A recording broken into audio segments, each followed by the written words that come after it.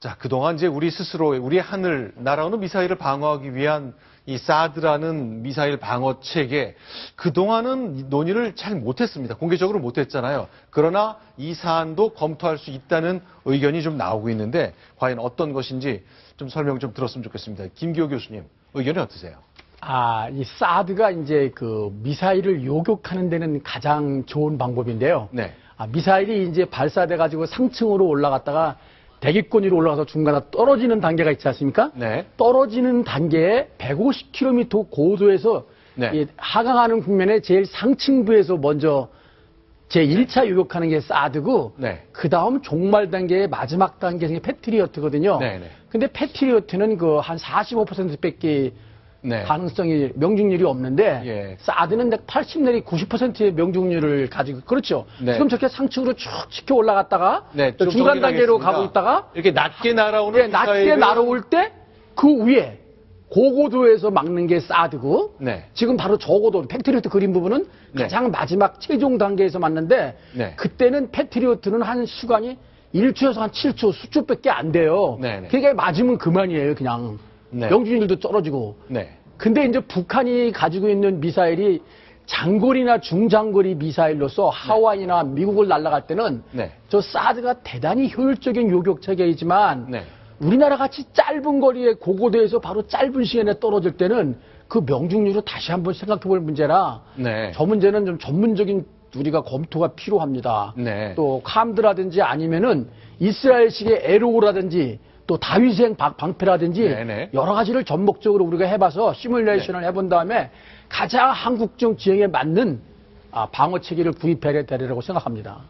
자, 그러니까 이렇게 낮게 날아오는 미사일은 페이트리어트라는 현재의 체제로 막을 수 있지만 저렇게 높게 날아오는 경우는 우리가 좀 수단이 없기 때문에 사드가 필요하다는 의견을 내왔습니다만 아니 그게 아니라 낮게 날아오는 것도 현재 한국군 패트리어트는 네. 막기가 곤란합니다. 네. 팩2 시스템에서 이제 팩3를 가지만 네. 팩3를 가도 그 명중률도 저조할 뿐더러 네. 딱 한 번 수초 떨어지는 시간이 1초에서 7초 수초밖에 안 되기 때문에 네. 한 번 그냥 불발되면 바로 맞는 거예요. 자, 그러면요. 이렇게 네. 사드라는 시스템 그동안 논쟁적이었기 때문에 우리 정부는 한 번도 공개적으로 미국과 이 도입을 논의한 적이 없다고 설명해 왔습니다만 이런 체제를 도입하는 것이 북한의 핵 위협으로부터 위협을 낮추고 북한의 태도를 좀 바꾸고 중국이 북한을 압박하도록 또 만드는 요인으로 작용할 수 분명히 작용하죠. 왜냐하면은 사드에는 사드 혼자 발사하는 플랫폼만 있는 게 아니라 네. 눈, 레이더가 있습니다. 네. 이 레이더가 두 가지 성격이 있는데 전진 배치형이 있고 종말용이 있거든요.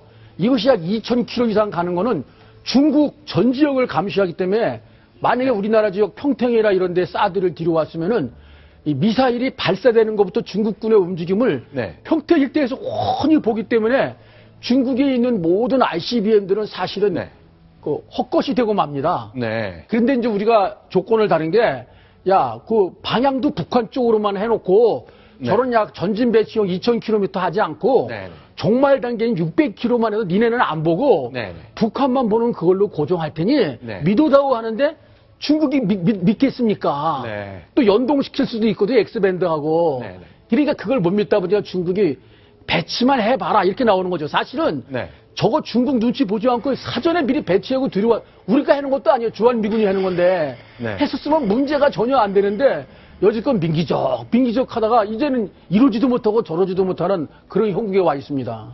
네, 그러면 자, 그러니까 이 주변에 있는 미사일의 움직임부터 하늘에 움직이는 비행체의 모든 것을 파악할 수 있는 이 사드 시스템의 도입과 관련해서 북한이야 뭐 그렇다 치지만 중국이 굉장히 민감한 반응을 보였기 때문에 우리는 공식적으로 논의한다는 것도 얘기하지 않고 있고 국내 여론도 많이 갈라져 있거든요. 실제로 작년 가을에 국회에서 국방위에서 논의가 될 때도 여야 의원들 생각이 아주 달랐습니다. 문재인 대표하고요. 유승민 전 원내대표가 특히 극명하게 생각의 차이를 보여줬습니다. 당시 국회 장면으로 돌아가 보겠습니다. 우리 군 스스로 북한 핵미사일은 이미 전력화가 됐고 실전에 배치됐을 가능성이 높다고 말을 해놓고 앞으로 10년, 15년, 20년간 아무 요격하고 방어할 수단이 없으니까. 자꾸 그 새누리당 의원들께서 우리 그 총장의 소신을 끌려는 자꾸 그런 답변을 자꾸 강요하시는 것 같은데 소신 있는 답변을 부탁드립니다. 그러니까 군사적인 차원에서 다른 고를 필요 없어요. 네, 어떻습니까? 유승민 의원은 그 세미나 저도 그 자료를 가지고 있는데 네. 과학적으로 정확하게 알고 있는 지식을 가지고 하고 있거든요. 네. 근데 우리 군 관련자가 약간 좀 비겁하게 답변을 하고 있어요. 네. 예, 저게 지금 저도 군 출신이지만 네. 24시간 바로 그 북한 쪽으로 고정하면은 바로 이걸 되돌릴 수가 없어서 중국 쪽은 볼 수가 없습니다. 네. 그래서 지금 종말 단계 요격용을 갖다 놓으면은 전혀 문제가 안 되는 거고 네. 현재 또 갖다 놓은 게 우리가 가져온다는 게 아니라 주한미군이 주한미군을 보호하기 위해서 갖다 놓는다는 거거든요. 미군이 미국을 위해서 미국산 무기를 미국 돈으로 사서 가져온다. 예, 미국 거로 자기 돈이 사는 게 아니라 자기 편제 무기죠. 네. 그걸로 가져온다니 그것도 안 된다는 거거든요. 네. 나중에 이제 우리한테 팔아먹는다 이거죠. 네. 그때는 우리가 종합적으로 아까 제가 말씀드렸지만 네. 함드라든지 이스라엘제 또 아니면 일부는 사드가 필요하거든요. 네. 알겠습니다. 그리고 제가 드는 생각은요, 이 사드 논란 문제가 뭐 어제 오늘 일이 아닙니다. 그러나 우리의 안보와 직결된 문제고 반드시 필요하다면 정부에서 공식적으로 이 논의의 필요성을 국민에게도 알리고 또 여기에 대해서 우려하는 중국도 설득해 나가는 그런 지혜가 필요할 때입니다. 그리고 더 중요한 것은요, 아무리 첨단 무기, 아무리 신무기가 있어도 우리 정보 당국이 이번처럼 다시 한번 무능을 보여준다면 신무기를 할지라도 우리가 북한의 위협에 제대로 대응할 수 없다는 점 다시 한번 강조드립니다. 네. 자, 이제 나라방 얘기 좀 점검해야 되겠습니다. 가장 키를 쥔, 관건을 쥔 것은 중국이겠죠. 중국 관련 소식 정리해 봅니다. 순위 확인합니다.